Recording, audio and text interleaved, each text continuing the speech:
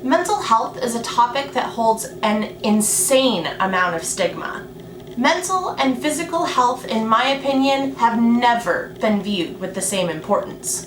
And in recent years, well, our society has come to realize that mental health matters quite a bit. And a lot of times, it can matter more than your physical health, because it plays into your physical health.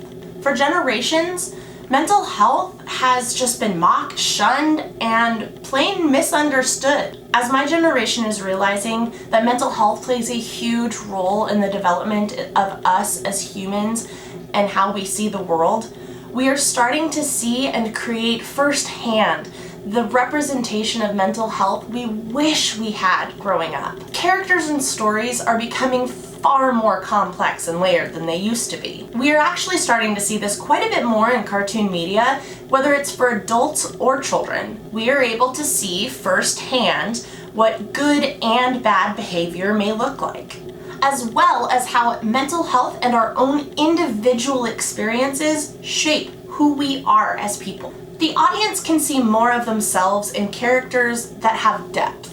I personally love characters who are used as allegories, whether it's on purpose or not, and especially if it's for mental health. As humans, we should never stop striving to learn and grow. It can be life-changing seeing proper representation of what we are going through as individuals in the media we consume. This shows us in some sense that we're not alone, or at least someone is trying to understand our plight. One of the best examples I've seen of this in recent cartoon media is Ida the Owl Lady from Dana Terrace's The Owl House. You can watch all of season 1 on Disney Plus now, so just go watch it. It's great. Whether it was intentional or not, the creator and writers do a fantastic job of making Ida an allegory for mental health. They made an extremely complex and layered character seem way more relatable and less complex. As someone who has a slew of mental and physical health problems to deal with on a daily basis, I love finding characters who are relatable to what I go through, whether it's intentional or not. I am not alone in this feeling. Representation, when done properly, can be life-changing. We should encourage this. Now starts the official over-analysis of this children's TV show. You see, Ida is cursed. It's not her whole character, it's not her whole personality, but it is a huge part of how she goes through her life. It's a setback that she has under control, to an extent. Just like how having a chemical imbalance in the brain and having to take medication can be challenging or a setback, even when it shouldn't be viewed like that. Stigmas exist that kind of make it harder sometimes. Just like how living with a chemical imbalance in your brain or body can feel like a curse. But we can take steps so that it doesn't have to feel like one all the time. Ida must take an elixir daily so that she doesn't go out of control, which is exactly how it can feel when you need medication daily so that your brain can function properly.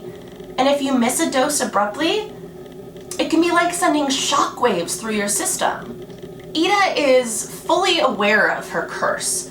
She has figured out the best way for her to keep it at bay, which is her elixir. An elixir a day keeps the curse at bay. This is a fantastic example of what it's like when you need to consistently take your medicine every day. When you have daily coping mechanisms and or medication, it can feel like you're taking control of your health and making you feel sane in a way, while at the exact same time making you feel less than because you need these things for your brain to function properly. If we skip meds on accident or on purpose, we're changing our brain back to unregulated. And it can make any control we have or we feel we have and just kind of throw it into a dumpster fire. So if you need medication for your health, make sure you take your meds. This is just of a reminder to me as it is to anybody else who may need it. Remember, we feel great because we have taken control of our health, because we have taken the option to make ourselves better. Ida says something that stuck with me. No one likes having a curse, but yeah, if you take the right steps, it's manageable. Chemical imbalances can feel like a curse. Something I've had to learn is that emotions are normal. I know. I know how it sounds. But it's true, depending on what is happening in your life. Being depressed, angry, excited, passionate, sad, it's all normal. But to feel these emotions so intensely that it's debilitating, or borderline debilitating, even functionally debilitating, it's not natural. I suffer with emotional regulation control.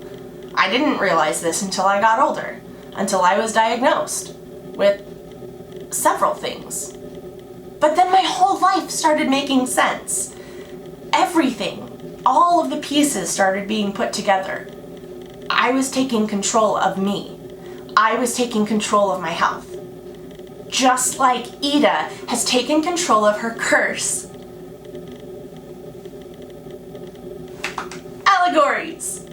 Just like Ida needs to take her shiny golden elixir, I need medication daily to help regulate my brain. Medication is not a fix. Medication is not a cure. Medication doesn't ever make it go away. But it can help. It can help a lot. When I'm not on medicine, it feels like my body and mind are firing in overdrive, and it just won't stop.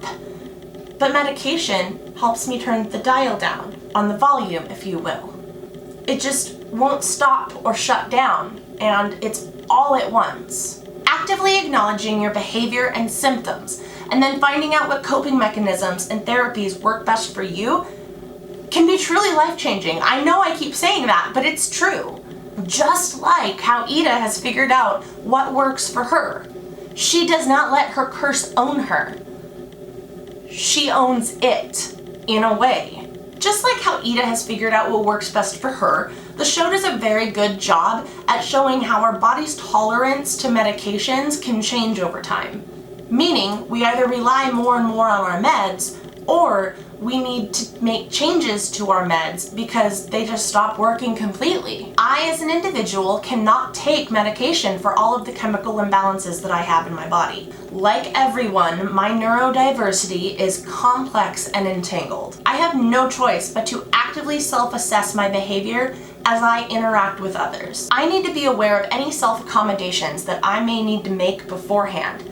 I also need to be very conscious about the behavior of myself and the people I interact with. And for me personally, I need to be aware of what and who I discuss things with, because some conversations can send me into a spiral that can be very hard to get out of. I need to be actively aware of if I am okay or not. And it can be very tiring, but it can really make me feel in control. It makes me feel like I have control of this, even if I don't. Ida needs to take her elixir daily, and if she misses a dose, her curse goes out of control. It's that simple. And in one episode, we can see that Ida forgets to get refills of her elixir before she ran out. This actually happens more than people really want to admit, because it can be quite embarrassing, which is shown really well in the way Ida tries to play off getting more refills. We need to head to the market.